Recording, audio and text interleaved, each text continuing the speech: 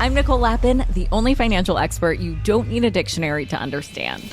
It's time for some money rehab.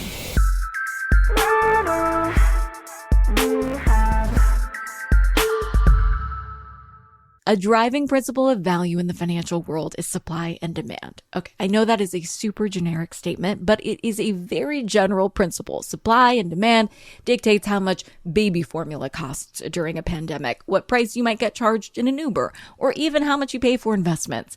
But Doug Howarth says supply and demand are just two pieces of a much bigger puzzle. Doug is an economist who pioneered a new model he calls Hypernomics, which is also the name of his book, which you can find in the show notes. Today, we talk about how his model has helped restaurants make more money, has helped NASA, and can even help us the next time we invest. Doug Howarth, welcome to Money Rehab. Well, thank you so much, Nicole. It's my great pleasure to be on your show. Thank you. It's my great pleasure to have you on the show. You've taken traditional economics theory and given it a huge facelift with your Hypernomics. Yes. I would love to dig into this nerd to nerd a lot more. But first, can you just define what you call Hypernomics? Yeah, the prefix means existing in more than three dimensions. And nomics comes from nonomy, N-O-M-Y, meaning a field of study. So it's a field of study that starts in four dimensions and goes from there. And while it sounds like it might be complicated, it takes things that you already know and then glues them together into something you haven't seen before, but you need to know. When you hear fourth dimension, you think we're in woo-woo Twilight Zone land. Can you dig a little deeper into that concept? What are we actually talking about when we're talking about multiple dimensions? The most simple example is when I went out with my wife. This is the origin story of the field here. I went out with my wife to buy a washing machine. And we went up to this one washing machine in this big box store. And she said, I like this machine. It's got more capacity than we have at home. And I thought capacity versus price. She's working what you would call a two-dimensional problem, with all the dimensions being volume, positive price. And then she says, we only have one delicate cycle at home. I like to have more cycles. And so I thought cycles, capacity, and price. She's doing a 3D problem. And then we saw the next machine up the line. It was a little bit more expensive. And I said, what about this one? Because they have more of everything. And she said, it's too pricey, we can't afford it. And I realized that our little purchase was going to take the quantity for that particular machine out one unit. So it was quantity versus price. And so I realized that she had a four-dimensional problem she was solving. She was solving for capacity, cycles, price, and quantity. And so all these that are economic dimensions, not physical dimensions. And so I realized that she was working a 4D problem in her head. And then I went home and figured out a way to draw this. And it turns out that everybody in that store and everybody worldwide is doing these problems in their head all the time in ways that we can describe mathematically and that we can use. And so what this does is this forms a boundary for the market, which we call a demand frontier. And this gets back to your budgeting thing. Of course, everybody that's listening to Nicole knows that she wrote a book about budgeting that she calls Rich Bitch. Which you read. Thank you, Doug. Yes, and I loved it. And what occurred to me was that the world does budgeting too. And the world kind of budgets how many people can buy the really expensive washing machines, which are a few. And then as the price falls, more and more people can buy that machine. And what forms in this market is this seemingly amorphous mass of prices and quantity points that exist for every machine that's out there. And when you plot those things, it turns out that there's a limit to them. And very interestingly, what happens in the world is when people try to exceed these limits, which happens in government and industry and personal finance, back to your point, all the time, people get into trouble. And that's part of what Hypernomics does, is it looks at what the limits are for any particular market and then tries to work with that. You've probably seen this trend online about girl math. I have some issues with girl math because I think girls can do terrific math, but it actually brings up this other dimension when solving these everyday problems, whether it's buying a washing machine or buying something else, of, oh, I had saved something before, so maybe this can offset that. I think it's actually really interesting how you can discern from these everyday problems that there is so much more depth than would meet the eye. Yeah, and This is something that's existed, I maintain, since the beginning of mankind. So after I wrote my book, I had this very interesting encounter. I know that you're a physical fitness fanatic, and I am too. And so one day I was out about 3 or 4 months ago, I went out for a run. I get done with the run, and I'm on this asphalt parking lot, and I'm breathing heavily, and I bend over, and I see this little reddish black ant. It's called a rock ant. And I know that Dr. Richard Feynman, the Nobel Prize winning physicist, used to study ants. And so I thought I'd study this ant for just a bit.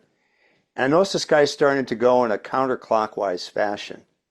And he's doing this in fits and starts. And after about 10 or 20 seconds, he traces out 360 degrees, and he's out just a little bit further than where he started. And I watch him again, and he does another circle like this. Then I get out even closer to him, and I notice every time he stops, well, he's on top of a little pebble. He's on a high point for himself. And then it hit me. This little guy was doing reconnaissance. And so I raced home and I typed in ant reconnaissance into a search bar. And sure enough, ants do a recon. And they go after new dwellings for themselves that have the right ceiling height. So if this sounds like how you would shop for a property, it's the same thing. The right ceiling height, the right amount of floor space. It has to be dry, next to a food source, and they want it to be away from the neighbors. I remember reading your stuff about how you had noisy neighbors one time you broke your lease. The ants are doing the same thing. They don't like noisy neighbors or other ants that could harm them. And so this species of ant has been on the planet for at least 140 million years. And so I submit, since we're at least as smart as ants, that we've been doing this kind of multidimensional analysis for forever. So these ants are weighing out what the value of the ceiling height is, how dark it is, how close it is to food. And they're weighing all these things individually, just like when you go out and shop for a car. Do I want to carry 2 people, or am I going to carry my friends and have 4? Do I want to be electric? Do I want to be hybrid? Do I want to be a gas vehicle?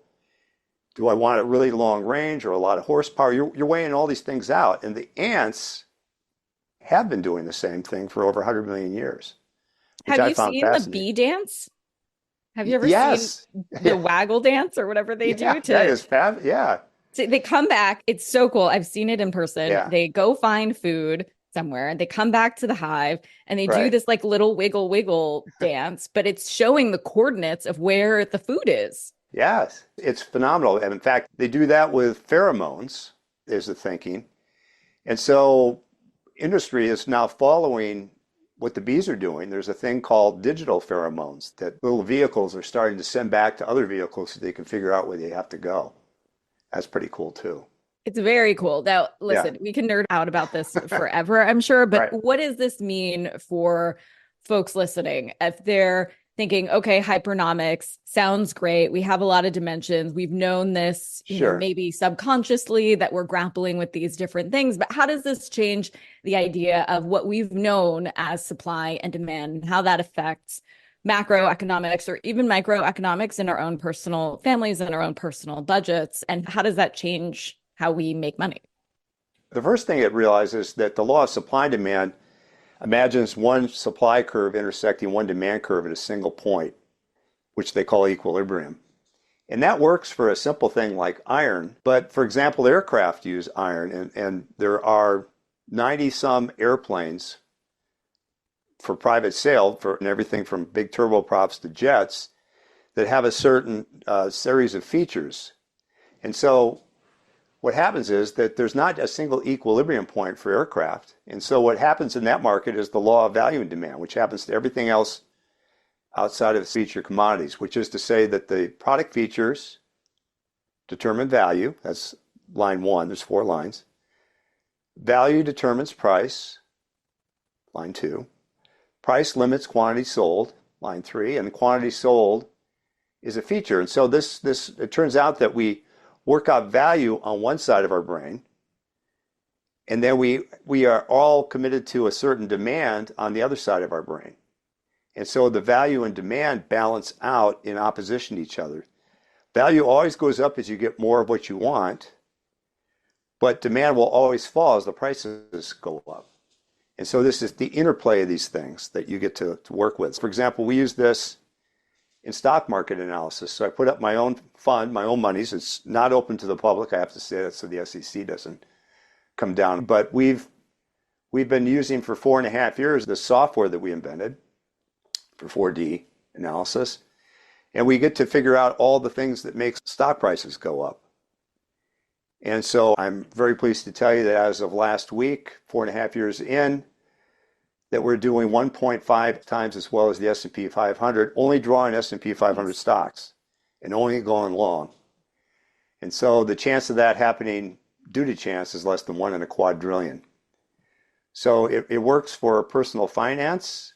You also say that the government takes this into consideration when it comes to tax legislation. You've used my hometown, Los Angeles, is mansion tax as an example. And for anyone who doesn't know, the mansion tax adds 4% tax on homes over 5 million, and I think it's 5.5% on homes over 10 million.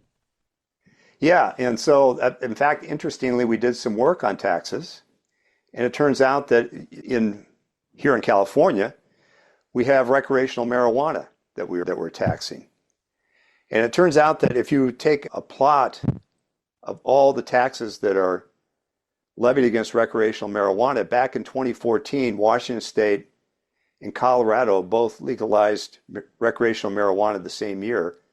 Colorado has 3/4 the population of Washington State. At the end of the year, Colorado had $375 million in tax revenue, and Washington State had 50. And the reason for that is that Colorado had the tax rate at about 28%, and Washington State, no kidding, had it at 108%.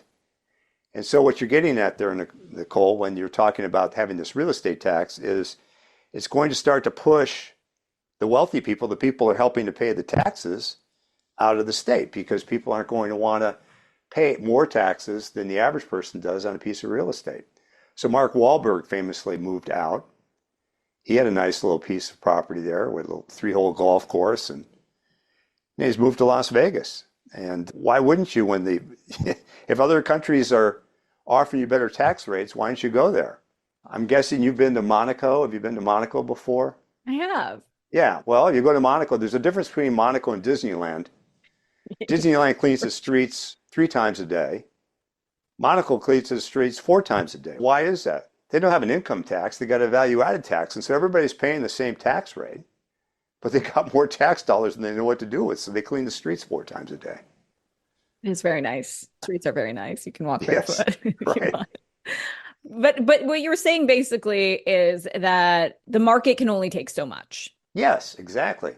And it can only take so much in a predictable way. That's the other point too, is that you can actually figure out, you can predict what it'll do when you introduce change to it, both on the demand side, if you raise the prices for taxes, or if you drop the tax rate, for example, the tax rate. So getting back to marijuana, why did Colorado make more money than Washington State? Well, a simple answer would be, if I want a lot of money, I'm going to add a big tax to it. Well, that's not what happens. People just go other places to buy that product. Yeah, so or Washington State, California. Yeah. So Washington State with its 108% tax in 2014 was losing out revenue to the black market and other markets, and Colorado with its 28% tax. Why would you pay more if you can get it for less some other place? Now, when it comes to real estate, of course, people have to move, and there's a moving cost associated with that. But the taxing authorities need to understand that the response is going to happen relative to what happens when you change the taxes. And in fact, if you wanted more tax dollars in this state, I would argue they need to study what would happen if you drop the tax rate. You would start to draw people here. Yeah. And people that had more money would be more inclined to come here if the tax rate here were less onerous than it is right now, and if it started to approximate what other states do. Yeah, because there's also other ways the state makes money from other kinds of taxes. Yes, exactly. Which people can contribute to. So you basically say you can't, if you tax the rich, you make no taxes. If you do the opposite, you make no taxes. So somewhere there, the answer is somewhere in between. Yeah, that's actually what's known as the Laffer curve. So Arthur Laffer is an economist that's here in Southern California. that I think he still teaches at USC. He was part of I think it was the Reagan administration. He actually came up with a curve that said if you had a 0% tax rate, you get zero revenue. And if you had a 100% tax rate, you get zero revenue. And somewhere in between is the right answer. So here in California, again, getting back to marijuana, what we see is we have the tax rate is so high that people try to go off into the black market. And now you've got law enforcement trying to make sure that people are abiding by the law. You're actually taking away the tax dollars that you would have had because you're pushing it back into law enforcement because you made the tax rate too high.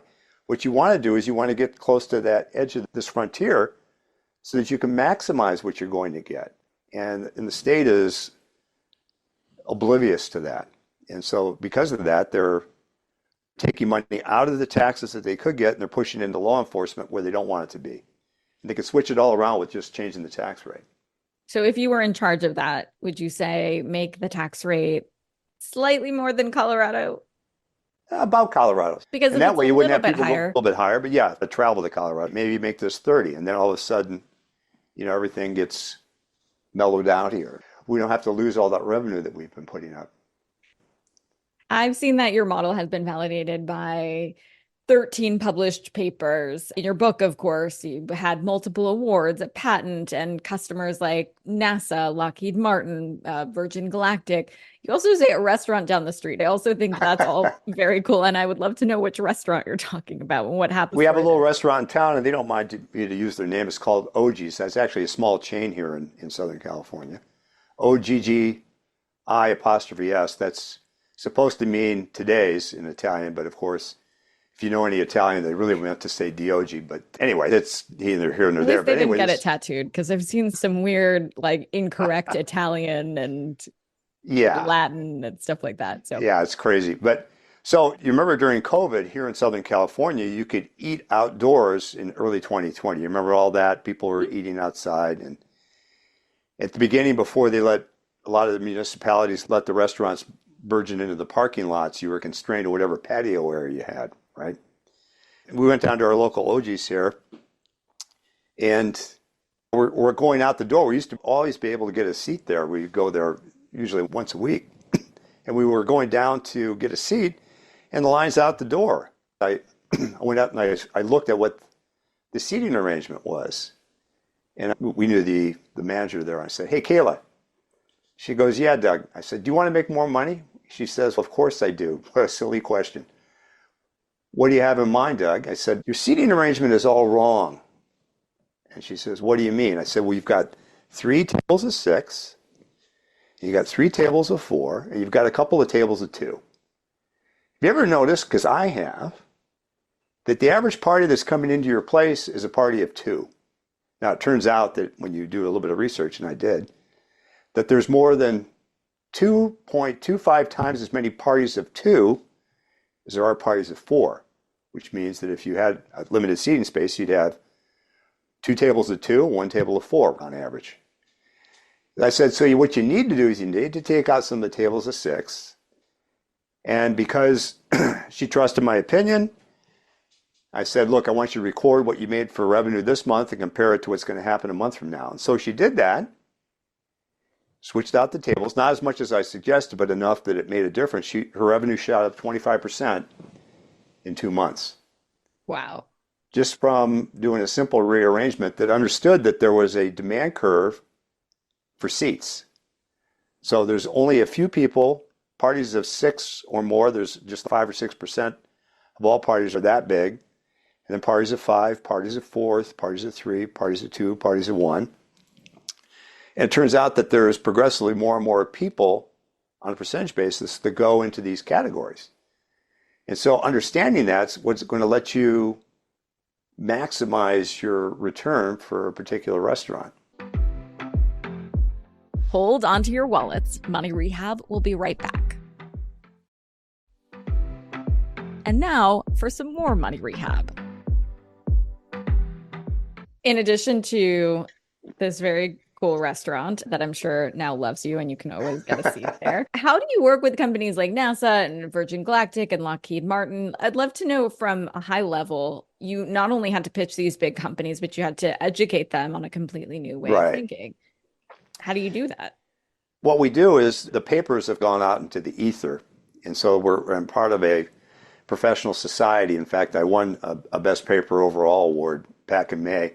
Congratulations. Thank you. Yeah, and I got a chance to address several hundred people to talk about what it did. And I showed how markets are interconnected. And what I've managed to do through this network is I managed to get people who are in the industry, a lot of worker bee types, to start to talk to their management to actually incorporate that stuff. And so some of the people that are in management are people I knew from my old days back at Lockheed Martin.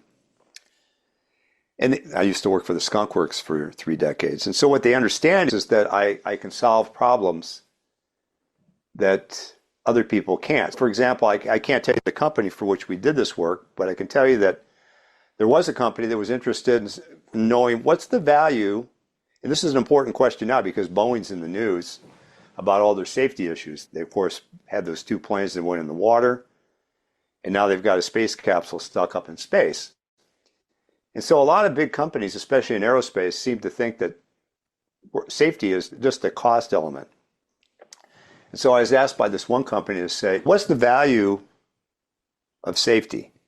And so we went out and gathered a whole bunch of information from a bunch of different sources, including, very importantly, the Russians.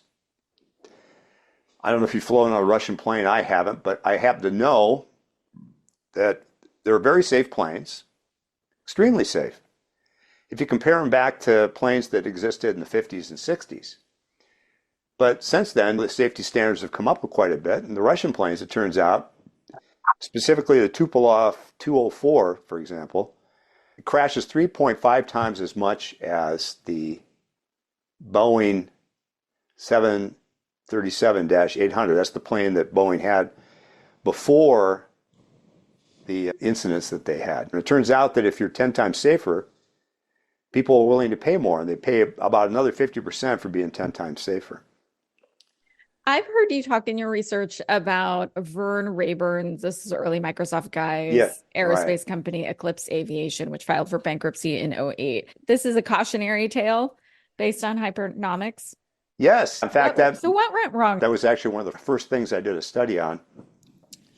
Vern Rayburn was the 8th employee at Microsoft, and he left Microsoft in the early 2000s, and he formed a company called Eclipse Aviation.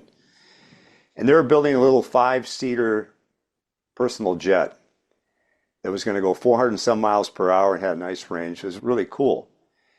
And so Vern Rayburn, coming from the computer industry, said, well, I'm going to build planes like I used to build computers. I'm just going to crank them out. And he didn't understand that building aircraft is different than building a computer. I mean, when your Microsoft computer crashes, what do? You hit the reset button. Well, when the plane turns off in midair, you just don't hit the reset button. Yeah. You know, it's a bigger deal. Higher stakes. And so Vern Rayburn did about 2 or 3 things wrong. The first thing he did was his plane, by our analytics, was worth about $2.2 million back in the early 2000s. But he priced it under $800,000 to begin with. Now, what would happen if you had a series of condos that were all worth $1 million, but you decided to sell them at $400,000? You'd be flooded with offers, right? People would come and buy them up as fast as they could. So he gets flooded with orders. He gets 2,600 orders in his pocket, which is about 5 times as many sales per 10 years as the most popular business jet out there right now. And so he's struggling to try to keep up with this demand. He puts out his first jet, and because he didn't understand that jets tend to grow in weight over time, he put it out with a really small engine, and that first jet didn't really work right. It couldn't take off in the specified distance. And so he had to build a new jet, and that finally worked a little bit, but then he ended up getting some safety issues with that. And long story short, he couldn't make the orders that he had to fill, and so he had to file for bankruptcy. All of which could have been solved by understanding what the value of that speed and the passenger capacity and the range was. And it was pretty clear. In fact, when you do the arithmetic, as we did, it turned out that the chance that he had this price right was less than 1 in 100. But he faded into the distance. I'd love to also double click on your fund. No, this is your own fund. Nobody's allowed to put money in, Right. but it's crushing it compared to the S&P, which is awesome. So can you give us some of what you're plotting or what your methodology is to what you said 1.5 times the S&P? Yeah. What we do is you could guess that people like certain features in stocks. They like dividends. They like high return on assets. They like a high book value to actual price. They like a whole bunch of different features. And so what we do is we go out and get the S&P 500 and we bring it in for analytics. And what we do is we look for the features that we think we like and that the population likes. So many of those same stock features that I just mentioned to you, debt ratio, PE ratio, all those kinds of things. And what we do is we use our software, our tool that lets us pick what they call in math an objective function. The objective function would be maybe the stock price. Maybe you want to figure out what the stock price should be. And then the stock price is what you're trying to figure out. And then there's all these features of the stock. It's return on assets, its book value, et cetera, et cetera. And what we do is we put those features into the data and we start to compare how the stocks are performing all at the same time relative to that one variable. So we might start out with dividends and book value, and then it might add in return on assets or return on equity and things like that. And what we do is we'll get a list of all the stocks and we'll get a chance to check what their actual value is compared to their predicted value. And if the actual value is below the predicted value, we would look for the ones that are most undervalued. And we would put it together, say like 3 of these variables and figure out what this thing is worth. And then we would go off and take a different set of 3 variables and do the same thing again and find a different set of stocks that are underpriced and do this over and over and over again. And eventually then you get a series of lists of stocks that are potentially undervalued. And you try to see if those lists match, if the same stock keeps showing up over and over again. And if it does, then you go ahead and buy it. And then we have in our algorithm, we have a certain buy point that we make, and then we have a certain sell point. And one of the things that we do that not everybody does is we sell way before we think it's going to peak. So we sell while it's on the upswing, and we don't continue deep into its upswing. We have a certain point at which we actually cash out and take the money and run. And so the idea in a nutshell is that you try to find things that are low objectively based on what the market is rewarding overall. Now, having said that, the one thing we won't do, you'll never find a NVIDIA or an Apple in the first year or a Microsoft in the first year because they won't have the stock figures to support this. So what we're buying are a bunch of stocks that have typically been around for 20 to 100 years, in some cases over 100 years. But the market is undervaluing them in part sometimes because they're not cool. For example, we just made money on Bunge Global, which is BG in the stock ticker. And what is it? It's an ag company. It makes food products. And so it's not very cool or sexy or what have you, but it was undervalued, clearly. And so if you do the analytics, you can point yourself to what's undervalued.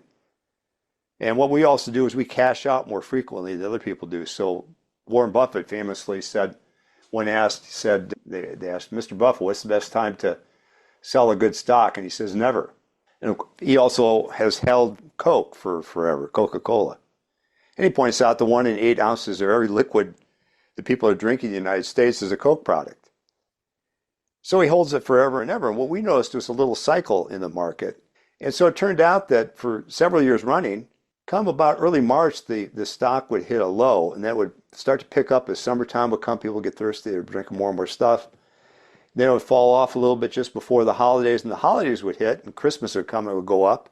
And then it would keep going up after Christmas. And we started to think, why? It's going up after Christmas. What's going on? In America, we have a thing called the Super Bowl, the NFL playoffs.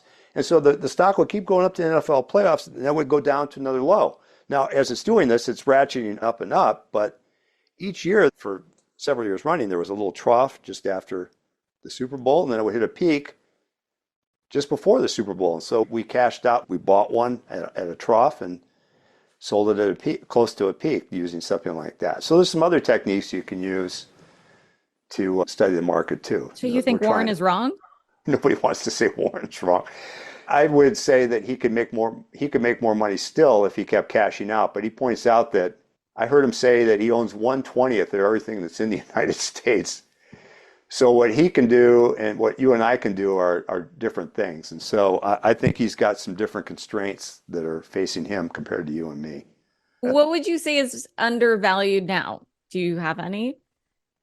Yeah, we kind of like some of the oil stocks. We're in Devon Energy right now, and I think we're still in Marathon. I'd have to take a look, but we think several of the oil stocks are undervalued, and we also think some of the agricultural stocks are undervalued. We also are doing a little bit what Buffett's doing too, is we think that the market, there's a thing called the Buffett indicator or index. I don't know if you've heard of this, which is ratio of the Wilshire 5000, all the stocks in the United States.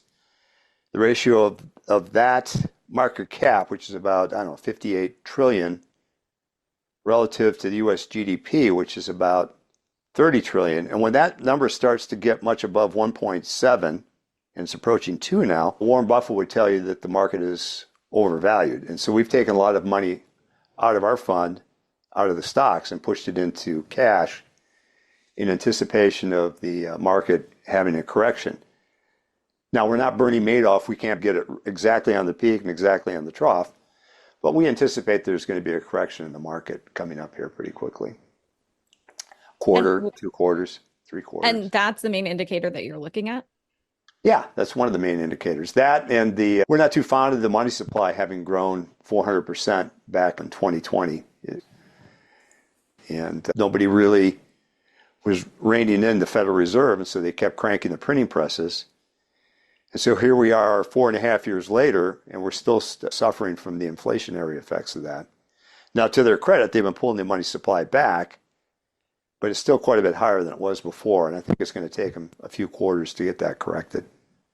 So what else do you see with these peaks and valleys right now? Of course, the stock market is cyclical. Warren Buffett said he's taking some money off the table. I think he just sold a bunch of Bank of America. It sounds like you can agree on that, but but the peaks and valleys, I'd love to just zoom in on that for a second. You say that the intensity of the peaks and valleys are going to lessen over time. What does that look like to you, and that these cycles are going to get longer? Yeah, right now we're hitting record highs, so everybody feels like we're in the go-go days. And what Warren Buffett would tell you is that when everybody's excited, you should be fearful, and when everybody else is fearful, you should be excited. Yep. And so what's happened here in the world is that people overreact to everything. So the 2008 real estate bubble was an overreaction. And it's my hope that when Hypernomics starts to become widespread into academia and to the business arena, people would say to themselves, do we want to rely on these rating agencies to get the exact right rating for us to make the decision to buy into this particular fund? Because I believe pretty much what happened after all the shrapnel came off of the 2008 bomb there, that the rating agencies were overrating those bundled mortgages. The bundled mortgages were very hard to understand. Only a few people did. And a lot of people were getting houses that shouldn't have. And so what this did is it made people way too over-optimistic. And if Hypernomics, I would argue, is more widely spread, this run-up is going to start to dampen over time. And so if the trough to peak goes, say, 20 or 30% in the stock market, well, we think what will happen is that'll go down by a third to a half over time. And then, so that's the height of a wave. And then we think that the frequency of the wave will slow down too. All three of those things could have been either avoided or dampened by a less strenuous reaction to the market. So we think that the frequency of these troughs and valleys will start to decrease too. And that's because people understand that they're overreacting to a product. If they can measure it, if they can measure the correct reaction to a product, they can measure the reaction to a project. That's why I guess you would put 9/11 in a different category. That would be like a black swan event. We can't really quantify that. And what scares people, of course, because it is terrorism and that's what it's intended to do, is that you don't know when the next one is, or you can't really model out or quantify what the ramifications are in the same way that you could with real estate. Yeah, you can quantify the real estate run-ups and you can figure out if they're out of bed or not. In fact, another little local example, being one house, you can go analyze, this is an interesting piece of real estate, it's in the news or been in the news. There was a house called Stone Mansion in Alpine, New Jersey, 20 miles north of Manhattan. Oh, I did a whole story on Alpine, New Jersey when I was at CNBC. It's like, then maybe you saw Stone Mansion when you were there. It was put up around 2000. They put it up and it was a fabulous property, 30,000 square feet, acre after acre. It was on the Hudson. It was beautiful. But the owners priced it at $69 million. And our software suggested it should have been priced around $25 million. So about 8 years went by and the seller dropped the price to $39 million. And it took him another 5 years. 2013, he finally sold it for just about the price we predicted early on. And so he was holding this property the whole time with nobody in it. $25 million worth of assets just sitting there. Now, I know from reading your books that you don't like the idea of assets sitting around. I'm so glad you brought up this example because I think this happens a lot with real estate too, in the rental and in the purchase market, because you'll see people just shoot their shot. They like really overdo it with what they're listing their, let's say even a rental at, and it sits there for months. And then this opportunity cost, like that you don't have somebody renting and you don't have any income coming from it because you tried to get, a few $1,000s more and the market just wasn't having it. That also happened in London at the Shard. You've probably been in the Shard or seen it, right? For those of you that don't know what the Shard is the tallest building in Europe, I believe. It's certainly the tallest in London.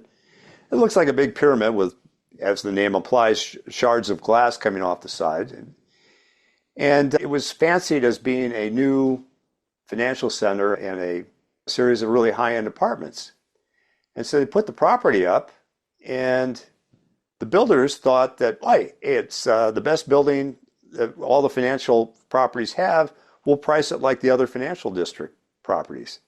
But the problem, for those of you who know London geography, is that the financial district is north of the Thames, and the Shard is south of the Thames. They're miles apart. And so weren't having the idea that I'm going to pay the financial district prices for this property, despite its height, and you can scream and protest all you want in order for us to get into the building to drop the price. So they didn't fully get that building fully occupied for 3.5 years on a rental basis because the prices were too high. And it's the same thing, is that people don't understand everything that's involved in the property, and they need to drive out these other features so that they can make a more correct determination of what's going to actually clear the market. Yep, absolutely. I was just looking up because I think that Qatar owns the Shard. Yeah. Something like that. Anyways, so many areas to dig into even more. We could talk forever and ever. But we end our episodes, Doug, by asking our guests for one tip listeners can take straight to the bank. I know you have so many, but if there's something you can leave our listeners with about applying Hypernomics to their own little microeconomy at home, any tips on using this in your real life investing, budgeting, saving? Anything? Yeah, you could, I would, just to pump the company a little bit, you could go to hypernomics.com and see a bunch of vignettes that we wrote that talk about how to use this for your own life. But it basically turns out that things that you think are valuable are probably things that other people think are valuable. And if you can find more of that in yourself, you're going to make yourself more valuable as an employee or a business owner. And if you find something that's valuable for a product you want to buy, you want to try to go about trying to quantify that for yourself. For example, if you're an NFL receiver, for example, and you've been in the league for a certain number of years, and you want to figure out how you're going to increase your value to your employer, receivers, that you might guess that if everybody gets 4 catches per game, what's going to make you more valuable to your team? Well, what if I get faster? What turns out when you apply Hypernomics to these NFL wide receivers, as we did 5 years ago now in 2019, that if you can get 1/20th of a second faster, if you're the slowest guy in the league, that gets you another $600,000 in your pocket. If you're the fastest guy in the league, you get another 20th second out of it. You can put another $1.3 million in your pocket. And so my suggestion to your people is to figure out what you already know and then try to weigh out those features and see how it applies to your own life. And then, go ahead and make better decisions based on those internal signals that you have. Because your internal signals are going to probably match that of the market. They usually do. Money Rehab is a production of Money News Network. I'm your host, Nicole Lappin. Money Rehab's executive producer is Morgan Lavoie. Our researcher is Emily Holmes.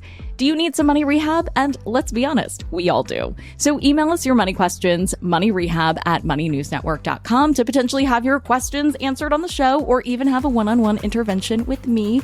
And follow us on Instagram @MoneyNews and TikTok @MoneyNewsNetwork for exclusive video content. And lastly, thank you. No, seriously, thank you. Thank you for listening and for investing in yourself, which is the most important investment you can make.